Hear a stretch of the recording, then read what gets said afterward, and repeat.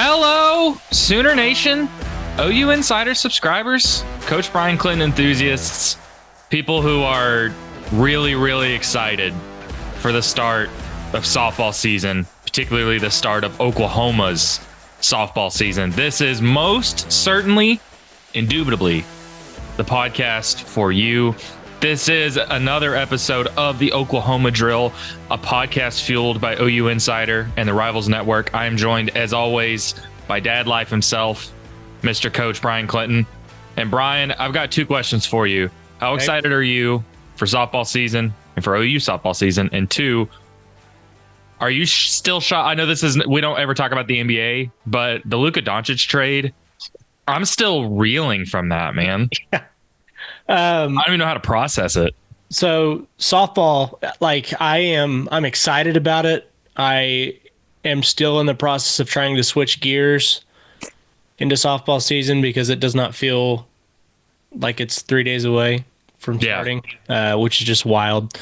But yeah, super excited about the season. Lots of new faces. It's going to be, this is like the first time, since I've been on the beat, since I've been covering softball, that there's a lot of new faces on this team for me to learn. You really got used to covering the same group, and now there's a lot of new faces and a lot of really talented young players that are going to start forging away for themselves and making themselves fan favorites. And I'm excited. I'm excited for this new group. So and go ahead. As for the Doncic trade, I'll be completely honest. I fell asleep at like 9 o'clock because I was tired. Dad life. Dad life. And I was just worn out. I woke up and I'm not like a huge NBA guy. Just now kind of getting into it in the last couple of years, but I had like 2 or 3 different text messages from different people that were like, what the just expletive, what the heck is going on? I get on Twitter and it's the first thing. And I was like, this isn't real. But yeah, it's the biggest trade, sports trade. I can't remember a time when I felt just so weird about something happening. Like it just, I don't know. It's so seismic. You can't even really put it into words. No, two things about that quickly. One, the Thunder are going to win the title. Knock on wood. Yeah. Knock on wood. Two, I think it's one of those moments that I think regardless of what sport you like, whether you love the NBA or don't, whether you're a softball fan, a golf fan, a MMA fan, like it's one of those things that I think everybody takes a moment to be like, whoa. It's it's just a huge moment. You're so right about this. It's crazy that this season is here because I feel like we were just at Hall of Fame Stadium or Devon Park, right? Watching OU win a 4th title and that whole run being about, hey, can this team really do this? Because they struggle against Texas, they struggle against Oklahoma State, they get to the World Series. Absolute nail biter games against Florida, and sitting in that post game press conference room after they had won their 4th and just kind of being like both in shock, but also like, of course they won because that's what they do. That's what Oklahoma softball does is they win natties. This year, Brian, and this is why I think you and I are both so excited about this season is I think there are a billion different outcomes on the table for this team. And really that just has not been the case for this team. I mean, it was title or bust. Yeah.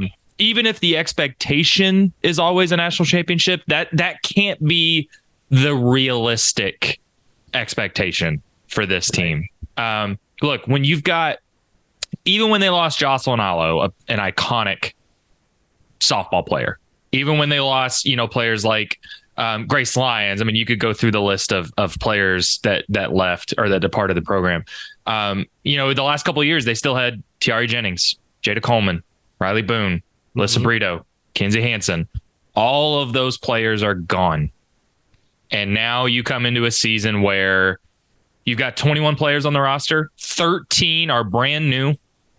8 of those 13 are true freshmen. And really, the players that are returning, you've got Ella Parker, Cassidy Pickering, Sydney Sanders, Kirsten Deal. Good players, really. I mean, especially Parker and Pickering and Sanders. I mean, they're all good players, but Parker and Pickering were obviously fantastic players last year. Not a ton of you don't have those seniors that have been in the program for years that have won a bunch of titles. You don't have that this year. And Brian, I guess let's start with this. This is a softball team that was ranked third, basically consensus in all of the preseason rankings, behind Texas and Florida in some combination of those two. OU finishes third in the SEC preseason poll, which also this is the first year in the SEC. I've had a lot of people actually reach out to me with differing opinions on OU being third coming into the year, because I think you could look at that a bunch of different ways.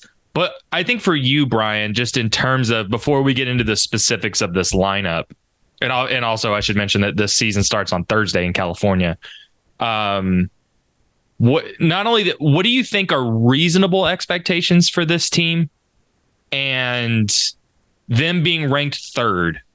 Does that feel right to you? Does that feel too high? Does that feel too low? Just what's your mindset coming into this season? Yeah. So when they came out third, the first reaction naturally is, well, that's weird. You just see it and you're so used to them being in that one spot. But the more you think about it, the more you realize, I mean, this is such a huge transition, such a big change. Honestly, if I look at it from, the media side of things, if I look at it from somebody if I peel myself away from somebody who follows Oklahoma softball as closely as I do, it feels more of this is a respect for what Oklahoma has built. This is a respect for what Patty Gasso has turned her program into.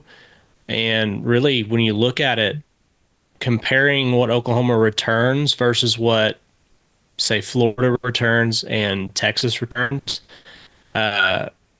it's two different leagues of thought. I mean, those two teams return primarily everything, and Oklahoma is having to completely rebuild. Now, that being said, I think my expectations for this team, there's no beating around the bush about it. This is still one of the most talented teams in the country, just from a sheer recruiting standpoint, from who they've brought in the transfer portal, who they've got from the high school ranks. Like this is a team that should be competing at the highest level. I think my expectations for this team is that they make it to Oklahoma City, not necessarily win the whole thing. I think if this team can keep that streak, and I hope that they're not thinking about that, I'm sure they will, but if this team can keep that streak of consecutive trips to Oklahoma City alive, I think that would be considered a successful season. I'm really excited about this team, though, because as much uncertainty as there is,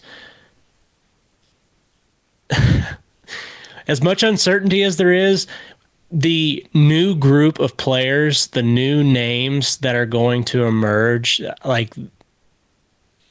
there's a chance that the star power on this team in the coming years is as good as it was.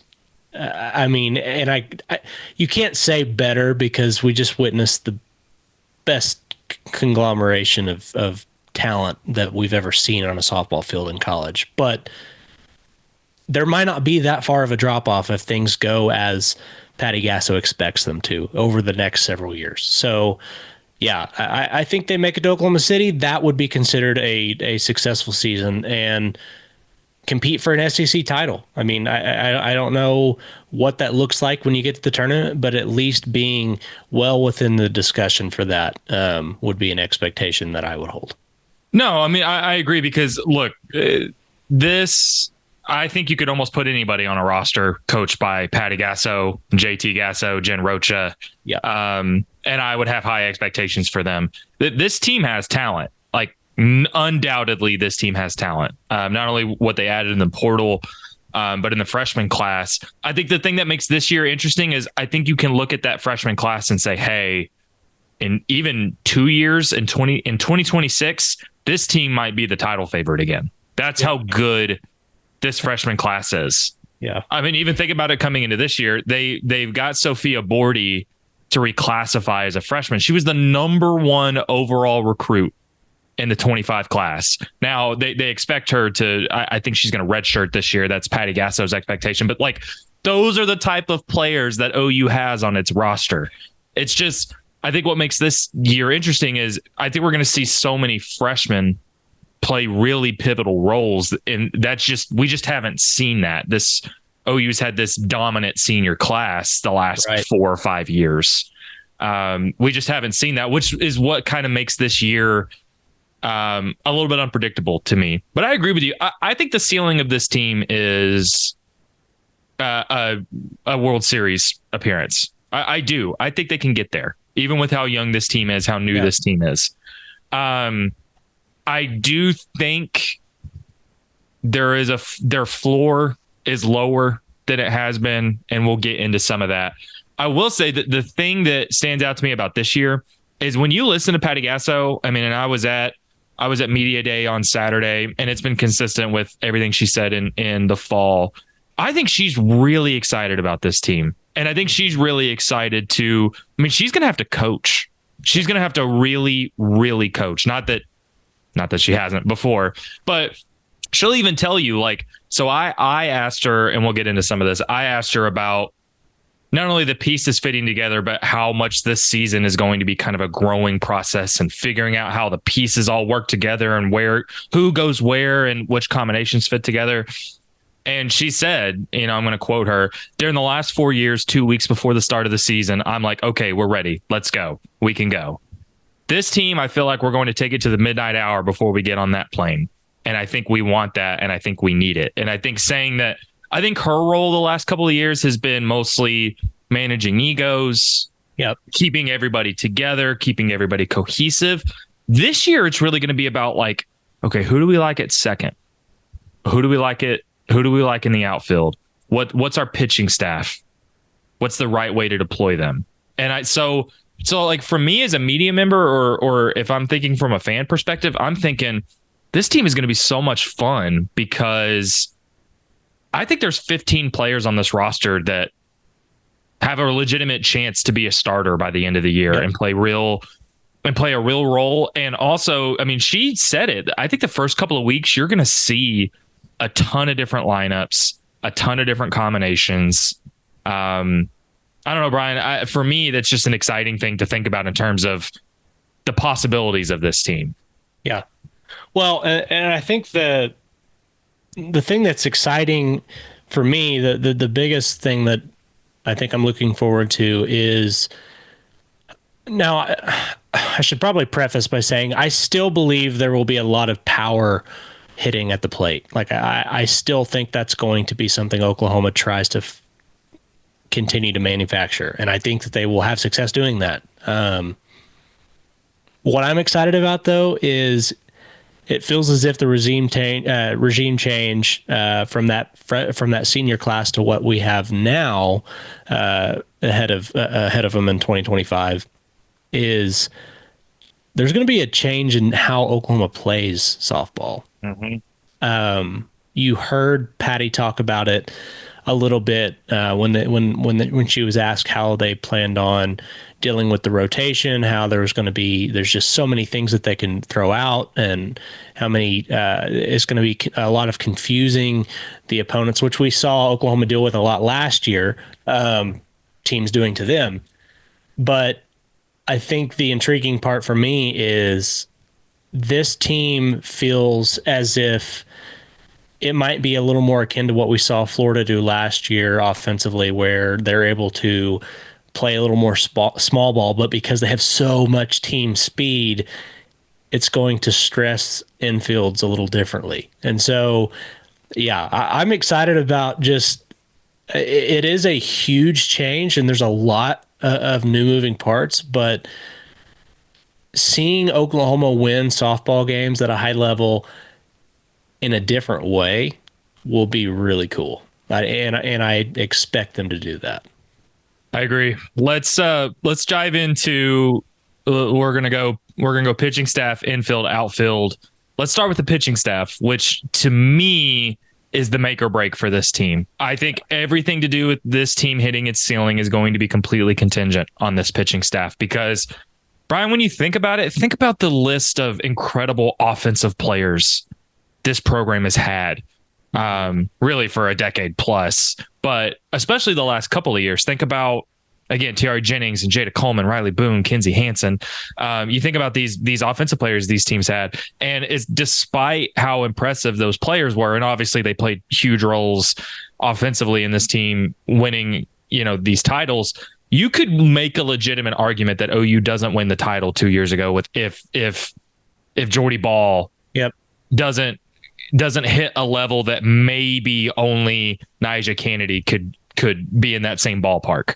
Yeah. I mean, Jordy Ball put on a clinic that we've never really seen before. Incredible. And then you look last year with Kelly Maxwell, who was already a good pitcher before she got to Oklahoma, but she hit that different gear that Oklahoma needed her to hit. Mm-hmm. And so you think about as good as these teams were offensively, they still needed like all world type of performances from Kelly Maxwell and Jordy Ball to really kind of put them over the top. They're not here anymore. And in addition to Kelly Maxwell leaving, you don't have Nicole May, you don't have Carly Keeney. So you look at this pitching staff, and that's why to me that the ceiling of this team has everything to do with how this pitching staff goes. Now, when you listen to Patty, so you've kind of got this main group of pitchers. You've got Kirsten Deal coming back. She's coming into her third year. We saw her have some good moments last year. She's the most institutionally knowledgeable player on this team in terms of how long she's been here and how much she's played in that pitching staff.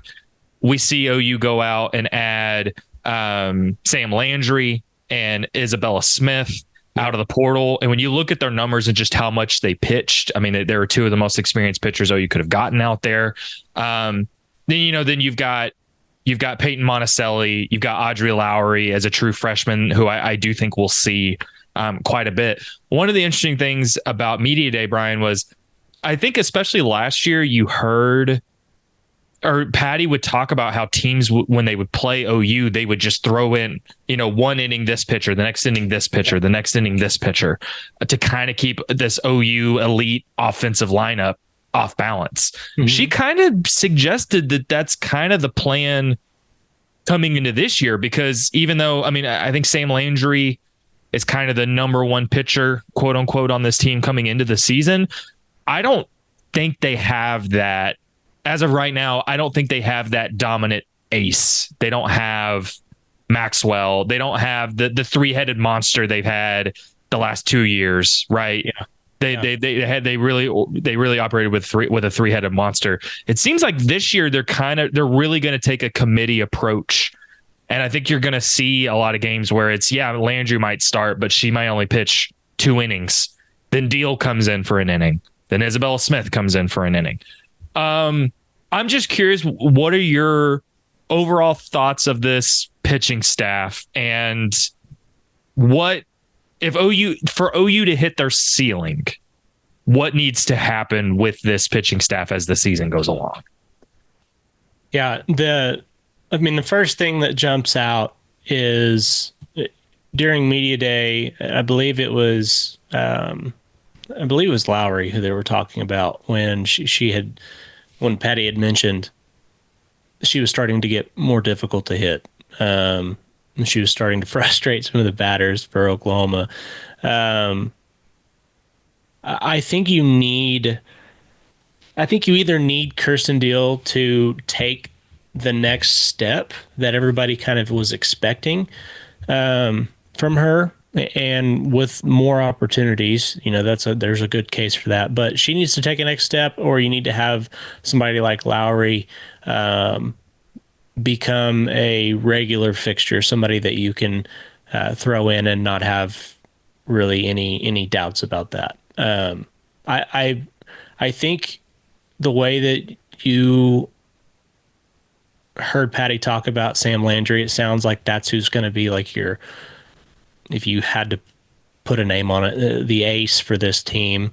But I think really what it comes down to is, yes, you have her. Yes, you've seen what Isabella Smith can do, but how much do the other names behind those two rise this year? Because it sounds like Sophia Bordy is not going to be part of the regular game plan. I mean, she'll help in BP and stuff, it sounds like, but it won't be for the Sooners whenever they're actually playing games. So I think you need to see the girls behind those two experienced pitchers really elevate their game, and that includes Peyton Monticelli as well. Mm-hmm. Those three really need to elevate their game, and I think, are we talking now? I'll say this, and I could be wrong, because the defense behind them might surprise me, and I do think it's going to be good, but I'm not sure that the days of OU fans getting used to the team ERA being right at or below 1. Like, I just don't know that I don't know that that's a reasonable expectation for this group. Not that they don't have talent, not that they don't have arms there that can win them games. There isn't somebody right now that I look at and say that is far and away your best arm. I just don't think you have that right now. And that's okay. You can still win games that way. There's teams out there that do it. I just think it's going to be a kind of a paradigm shift for Oklahoma in Circle, because it's not, you don't have Kelly Maxwell, Jordy Ball. You just don't have those level of athletes, of proven commodities in the Circle, at least at this point. No, that's like, I think that puts into perspective just how hard it actually is to win a title, because as elite as OU offensively was, and you look at their stats the last 4 years, they were the top of the league in every statistical category. You still needed that pitching staff, and how incredible their combined ERA was, their strikeout rate. I mean, all, like, OU made it look easy. It's not easy. And that's why you see, like, you need everything kind of come together. That's why we saw Stanford, as great as Nyjah Kennedy was the last 2 years. There's a ceiling on that team because, for one, it was always impressive that they got as far as they did, considering how bad their offense was. But, like, you need, which is it's going to make Texas Tech a really interesting team to watch this year. But anyways, like, that's part of why I think this ceiling on this team, like, the floor could be lower, because I think you would naturally expect a little bit of a drop off offensively. I mean, how could there not be? Right. I mean, how could there not be? Yeah. So if you have a little bit of a drop off offensively, then you're going to need more from your pitching staff, which is why I am curious if someone on this pitching staff rises and can become that true ace that throws the majority of the innings in the postseason, or if OU gets to halfway through SEC play and decides, like, that our best chance is if we take our top 3 or 4 and just throw them, not randomly, but we got to keep teams off balance, because we don't have one person to just throw in the circle and win us games. I do think, to me, that's going to be kind of the story of this season, is not only can someone like Sam Landry or Kirsten Deal take a leap. I'm really curious about Audrey Lowry, man. Mm-hmm. She saw a lot of pitching in the fall, and that, to me, I mean, there's a lot of stuff that could happen, but that, to me, is the one X factor in terms of if this team is riding high and really, really good and looks like a real title contender. To me, one of the biggest reasons why that could happen is if Audrey Lowry steps in immediately and is like a real threat as a freshman. Yeah. Which is a lot to ask of her, but that's something I'm curious about. Yeah. And you know, I think to kind of piggyback off of that, it's how fair is it to hold freshmen to the level that we saw Jordy Ball come in as a freshman and play as? You know, it's not realistic all the time. It's not always going to happen, but you do have to remember that the players that are coming in to Oklahoma to play for Patty Gasso, to be coached by Jen Roach, like those players are top of the top. Like, yeah, they are. And if there is somebody that can surprise in that pitching staff, it is Lowry. I mean, she is coming into this. You kind of have the expectation, as you do with every sport. She's a freshman. She's going to take her lumps like that. I could see her coming in and becoming the second most used arm in this rotation. Like, I agree. It legitimately could happen. I think what you're going to notice for these teams, and this is just something that, or these players, this is something we have to get into at some point, is the offenses that you're going to face week in and week out. Now it's a little different. You're going to have offenses that can really light you up on the scoreboard. It's Texas, Florida, Alabama, Tennessee, yes, like you up and down the conference. It's the offenses are crazy. Yeah. So it's going to be tough week in and week out. And even those, teams that lost a lot, South Carolina, but like there are still good players. There are still good bats on those teams. And it's going to be a different level of competition. And I think that the stress will lean most heavily on that pitching staff in terms of that step up, if that makes sense. I hope I'm making sense with that point. Well, and that's part of, like, we could talk so much about how being in the SEC factors into all this, because the reality is that the Big 12, the last several years, it's really been kind of Texas and Oklahoma State, and outside of them, there just hasn't been a lot of true competition at the top of the conference. The SEC, you're not only facing, I mean, there's teams up and down that conference that I think even like the bottom tier conference teams, I think are going to be more of a threat than some of the bottom tier Big 12 teams. But also you're in the conference with the two title favorites in Texas and Florida. I think Florida is the title favorite to me. Yeah. That adds a variable to what these pitching staffs are going to face, which is why it makes it a little more hurtful that as of right now, there isn't that ace, that you can throw against these elite offenses. The one other quick thing I'll add is Patty made sure to mention that Ella Parker has been working with the pitching staff a little. Yeah. And in addition to her, I mean, Alana Agbayani has some pitching experience at BYU. I mean, I think she threw a little over 50 innings in 2 years, so she was kind of used as like a gadget kind of pitcher. Mm-hmm. I do wonder if the creativity in this pitching staff includes, are we going to see a couple of games where Ella Parker comes out for 2 innings? Or I am curious. I've talked to a couple of the other reporters on the beat just to guess at the end of the regular season, how much does Ilana Agbayani throw? Like, how many innings? What should the over under be? And I don't think they're going to throw either of them a ton. I think Agbayani is a little more likely to ever get a chance than Parker is. But I do wonder if, in this interest of experimenting, do they throw Agbayani out there just to see what happens in a game, right? Yeah, I think that's somebody, if you need somebody to get ready and need a little more time for them to warm up to get rolling, like that's somebody that's had the experience. It helps. And it's not going to be, you're not going to be really putting yourself in a situation where you're having to throw somebody more often than you need to. And I think, especially with softball, the turnaround is so great For these girls. They can pitch back-to-back days, and a lot of times when you have the opportunities, and if the defense is playing well enough, you're going to have some opportunities to maybe let some of those arms rest, and that would be a good opportunity to throw somebody like Agbiani or Parker. So we'll see. I'm excited about it.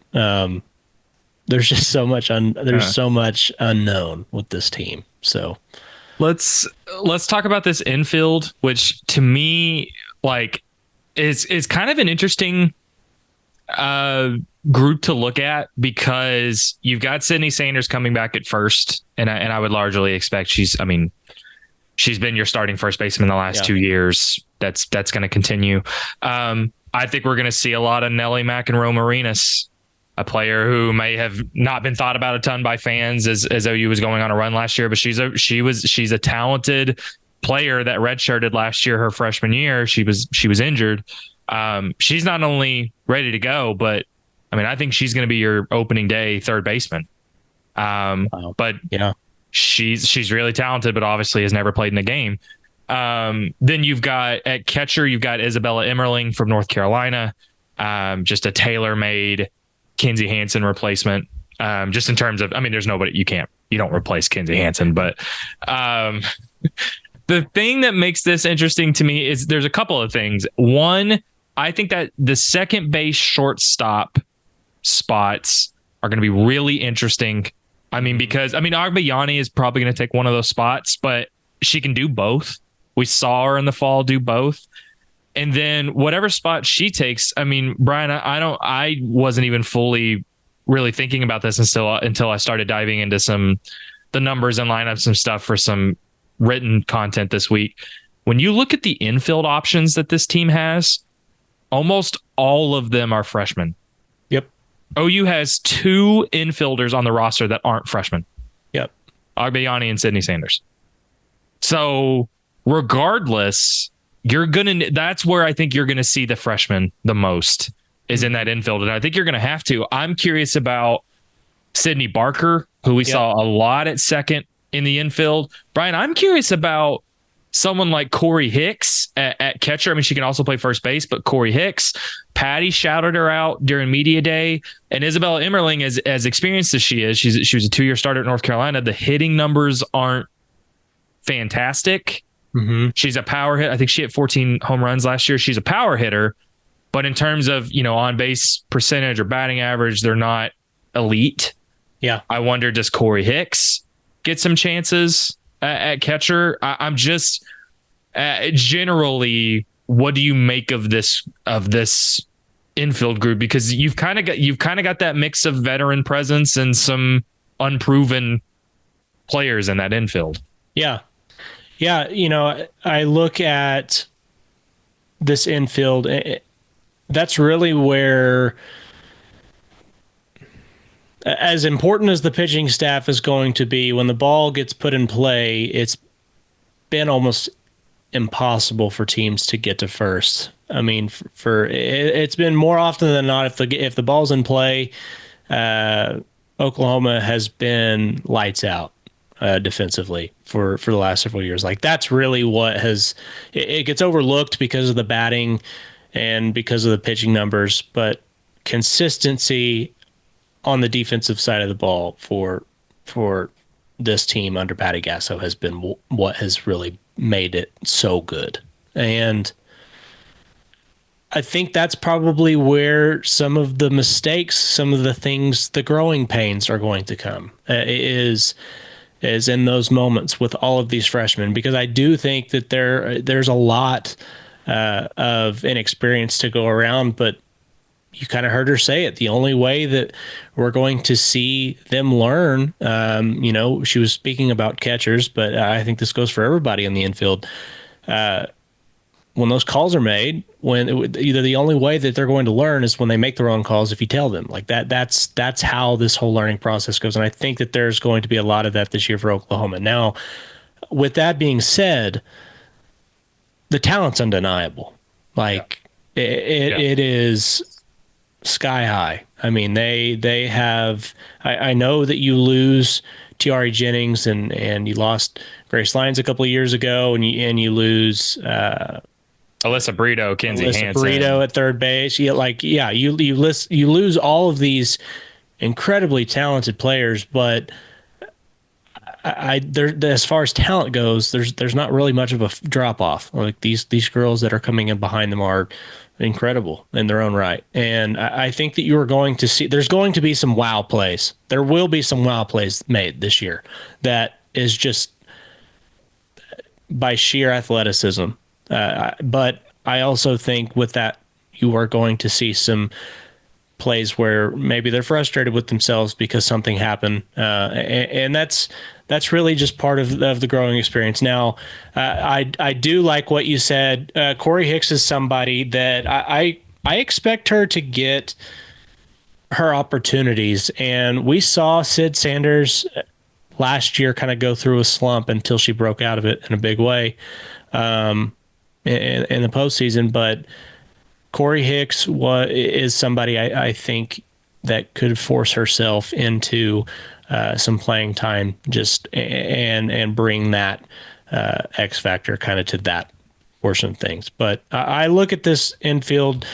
I'm really excited about McEnroe Marinas. I'm excited to see like her finally break into that starting lineup and get some opportunities, because that's somebody, if you followed Oklahoma softball for any time, that's somebody that we've been excited about for a couple of years to see her finally get on the field. So there's a lot to it. There's a lot of new, but I think it's going to be a heavy dose of really exciting play, but also just some things that have not been necessarily synonymous with Oklahoma over the last couple of years as far as mistakes go. I think you're going to see that group more than any others grow the most. Yes. I think I agree with you. I think there could be some sloppiness early, but when you look at the talent and some of the experience in that infield, I think that's also going to be the group you see the most experimentation from Patty in terms of moving players around. Again, most of your infielders are freshmen. There's no reason not to see what they can do. She said the whole non-conference schedule is going to be about getting ready for SEC play, and getting ready for SEC play. Part of that's going to be, hey, could somebody like Gabby Garcia be somebody? Can someone like Riley Zaki be somebody? That's going to be part of that process. The two players I'm most excited about, just in terms of what their growth could be, it's Nellie McEnroe Marinas, who she was the 6th ranked player in the 23 class, and Sydney Barker. I think those are the two players in the infield that I'm really excited to watch. When you look at the outfield, I think that's where, as much as Brian, I'm sad we're not going to see any more Jada Coleman highlights in center field. Her and Riley Boone in the outfield together was must watch television. Yeah. When you look at the outfield, I think that's the group that I don't know if I'm worried about any group. Maybe the pitching staff a little worries, a strong word. I'm least worried about the outfield. Okay. I'm least worried because, again, no replacing Jada Coleman. There's not. If you were going to get a replacement, it's Abby Dayton. Yeah. It's not only just her experience in the outfield, but her hitting number. She was the Pac-12 hitting champ last year. Yep. In addition to her experience as an outfielder. And then you look at the rest of it. You've got Cassidy Pickering back. She played a ton, obviously, in the outfield last year, in addition to just how crucial she was offensively as a freshman last year. Hannah Core is always somebody that Patty Gasso has liked. It's just been injuries for her. But I think the potential has always been there. I think when you look at, I'm curious to see if someone like Maya Bland can make an impact in that outfield. But to me, I think getting Abby, like all 5 of the players that OU added in the portal were huge, but getting Abby Dayton both to be in center field and to be a legitimate weapon on your offense just makes me, when I look at the outfield, I'm like, I think that group's going to be just fine. I do. Yeah, I agree. Like, I honestly, the way that you were lining it up, I thought you were saying that you were worried, and I was like, man, I'm excited about this group. Like, this is Yeah. the yeah, and I fall right in line with you there. I think not only not only from a defensive standpoint, but also at the plate. I think this is the group that I feel the best about. I think Pickering has a chance to take the next step and become an absolute superstar. And Dayton, we already know what you're getting with her. She was incredible at Utah. I like that Maya Bland got the shout out that she Hmm. did from Patty. I thought that, and not only that, but it kind of resonated with the other players that were there. I liked that there was some head nodding and some that she has really stepped up her game. And for me, if you have her or you have Hannah Core round out that third spot out there in the outfield, I think that fixes a lot of your problems. I think if and I say problems lightly because you are still dealing with a lot of talent, but I think it shores up a lot of things for you. And Dayton and Pickering, I think could end up being 1 and 2 on the team as far as batting average and on base and all of that. Like it feels like those two, Ella Parker, if Sid Sanders can pick up kind of where she left off towards the end of last year, I think that's your core of runs there. But those two would be my top ones. And I think if we close out kind of talking about this lineup, I mean, you heard Patty talk about. I mean, she doesn't want to say who's going to be batting ninth. She doesn't want to say who's going to be batting fifth. The batting lineup is going to see all kinds of changes. I think you're going to see.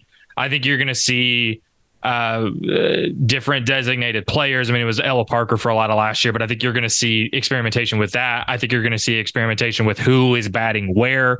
I think you're going to see all kinds of does Tia Molloy come in as someone who can run the bases? Like that kind of experimentation. Does Maya Bland? I mean, Maya Bland was someone that ran the bases last year. You kind of mentioned if we see this team go more towards small ball, playing with speed, stealing bases, is that going to have an impact? I mean, Ella Parker was the team leader in stolen bases last year. She's back this year. I think you can feel really good about. I mean, you mentioned Dayton and Pickering. You've got Ella Parker. You've got Agbayani. I mean, I think you've got pieces on this team that I think you can feel really, really confident. I mean, those four that I just mentioned, and I think especially Dayton, Pickering, and Parker, those could be three of the top hitters in the SEC. Yeah. Agbayani, we know what she can do. I am curious about the rest of this lineup because we know the ceiling of Sydney Sanders. We also have seen some of the inconsistencies with her, especially during the regular season. I am incredibly curious because I think this year more than ever, Patty never really had to sacrifice offense for defense. Everybody that she played, all of those seniors could play both ways, and they were incredible both ways. That could be the same case this year, but they won't know unless they experiment.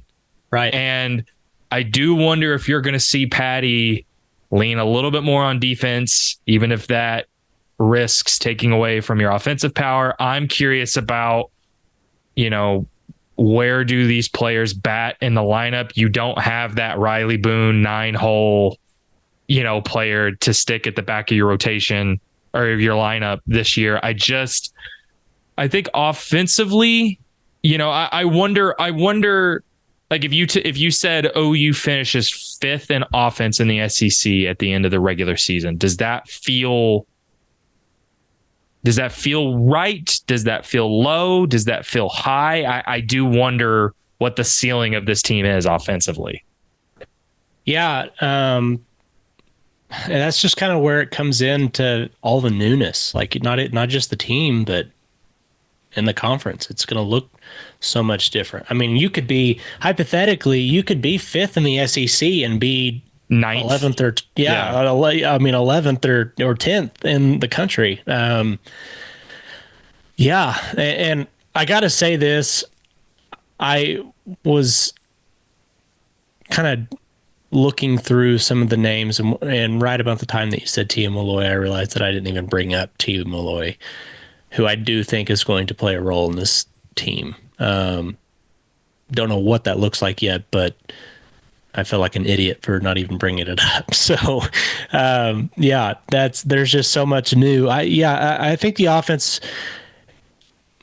If I was going to bet, I would say you're right. You're right on there that it's going to be offense that gets sacrificed for defense. That's just kind of how it feels like Patty would play it. However, this team's makeup might be a little different. It might be that you have some bats that are really hot, and you sacrifice the other side of the ball for that. So she's going to go about it a lot differently. And if there's anybody out there that's going to figure it out, it's going to be Patty Gasso, your new Team USA Oh yeah. coach. Yeah. So, I'm glad you mentioned that. I think my final word on this, Brian, is I think this team is going to be so fun to watch. And I think this team is going to be so fun to cover. I don't think it's going to be the home run derby of the last several years. And you don't have the iconic, program guys up and down the lineup like you've had. But OU's had an incredibly embarrassing abundance of riches the last several years. But this is going to be a thing where we're going to go into a 3-game series with Alabama wondering, hey, can OU go 2-1? We're going to go into a Florida series thinking, hey, because I think that series is in Florida, I think. in Gainesville, final series of the season. Yeah. That's going to be a, hey, can OU, unless this team just comes out guns a-blazing and they're incredible, which could happen. But like, if we see this team, hell, they might hover around 500 for most of the year. They might come out and be world beaters and be the best team in the SEC. I don't know. That's part of the fun of this team. Think about when we went to Texas last year. You lost that series, how shocking that was. Yeah. There's not going to be any of that this year. There's going to be series more likely than not that OU does not win in conference play. Yep. And that's, to me, an exciting. And I think you're going to see, this is just going to be, I think you're going to see a team learn how to play together and find an identity that they don't have right now before the season starts. Yeah. What are your, just tying a bow on this team and what this season can be? I think the best way to put a bow on all of this is kind of a disclaimer, I guess a disclaimer for the fan base, because I think Oklahoma softball fans have been in, outside of maybe the Kansas City Chiefs, like those are really the two sports teams in the last 4 years that have just really been spoiled. Really just truly spoiled, because they're just better than everybody else.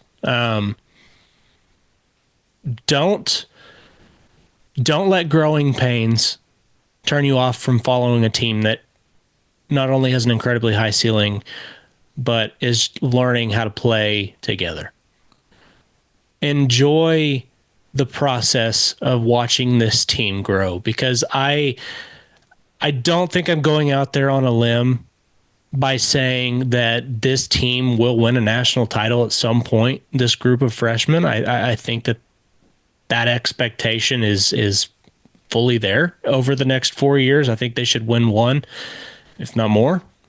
But don't let the growing pains in the first year of this new team turn you off from watching a team that I think is going to be incredible. I think you get to watch this team pull together and learn who their leaders are.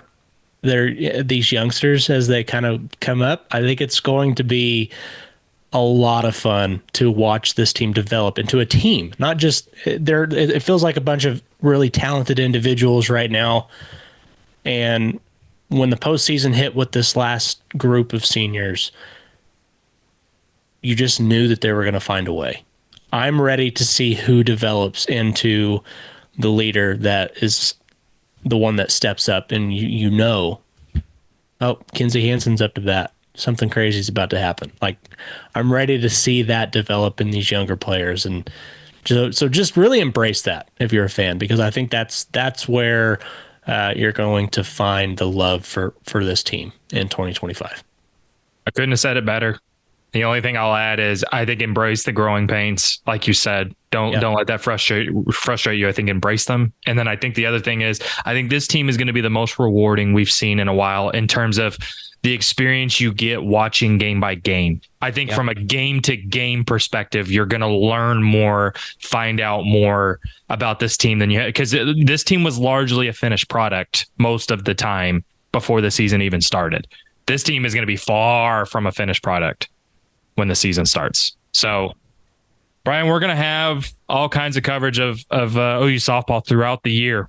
We'll be at home games. We will have coverage of opening weekend, which again, the season starts on Thursday. Number 3 ranked team OU playing their first several games in Cali, like they normally have, like they have the last few years. We'll have all kinds of things covered. This Oklahoma drill will be primarily about OU softball for the coming weeks, in addition to football stuff as pertinent. I mean, OU football added Nate Drilling, Wes Goodwin to their staff, but I think Parker and Brandon have already talked about it in the pod. We'll have stuff to talk about as the weeks go on, but we'll be talking a lot of softball in here, Brian. And I think no better time to tune in for softball coverage than here at this OU Insider YouTube channel. Make sure to like and subscribe. If you're not a VIP member over at ouinsider.com, head over there. You'll get all kinds of softball coverage from Brian and I as the season goes along. Appreciate you guys as always. Looking forward to a fun OU softball season. We're looking forward to breaking it down here with you each and every week.